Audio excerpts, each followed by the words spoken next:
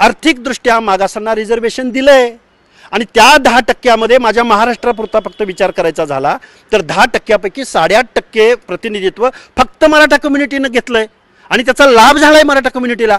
आणि मग आर्थिक कारणं सांगायची आणि सामाजिक न्यायाचंच पाहिजे म्हणायचं, मला वाटतंय हे कुठंतरी कॉन्स्टिट्यूशनल म्हणजे घटनात्मक तत्वांना हरताळ फासणार आहे।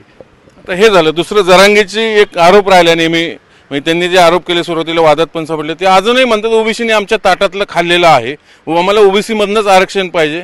काय तुमचं प्रत्युत्तर? ताटातलं म्हणजे काय म्हणायचंय त्यांना? हे बघा, हजारो वर्षाचा स्पॅन ज्यावेळी डोळ्यासमोर ठेवतो त्यावेळी इथली उपजाऊ जमीन कुणाकडे आहे ते पाहावं, त्याचा सर्वे व्हावा। हा सर्वे हे महाराष्ट्र शासन करणार आहे का? या देशातलं कोऑपरेटिव्ह सेक्टर, फक्त कारखाने बोलत नाही मी, कोऑपरेटिव्ह सेक्टर कुणाच्या ताब्यामध्ये आहे याचं ॲनालिटिकल उत्तर या शासनाकडे आहे का? तो सर्वे होणार आहे का?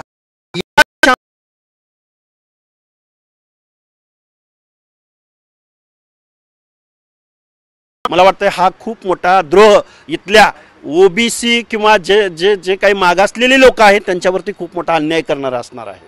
मग तुमची पुढची भूमिका काय असणार आहे? आता तुम्ही शिवसेनेचे प्रवक्ते आहात, मागासवर्ग आयोगाचे माजी सदस्य राहिलेले आहेत, मग ओबीसींवर अन्याय होता असा तुमचा आरोप आहे। मग हे बॅलन्स, सामाजिक बॅलन्स याच्यातनं बिघडतोय, मग पुढे कसं जाणार? कारण राज्यात मराठा आरक्षणासाठी अक्षरशः आता मुंबई चलो सगळे लाखो मराठी रस्त्याने आपल्याला उतरलेले दिसत आहेत। ती एका अर्थाने दबाव आहे शासनावरती। मी राज्य मागासवर्ग आयोगाचा माजी सदस्य म्हणून मी तुमच्यासमोर बोलतोय आणि मी एक ओबीसी प्रवर्गामधला एक धनगर कम्युनिटी बिलॉंग करणारा एक कार्यकर्ता म्हणून या गोष्टी तुमच्यासमोर मांडतोय। खरं तर आपण 200-250 वर्षापूर्वी काळाची चक्र उलटी फिरवणार आहोत का?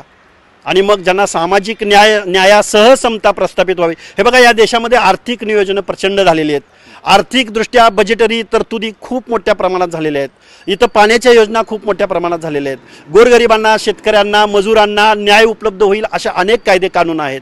पण सामाजिकदृष्ट्या जे डिप्रेस्ड आहेत, ज्यांच्या बाबतीमध्ये अन्याय झाला आहे, त्या लोकांसाठी हे ओबीसीचं रिझर्वेशन आहे।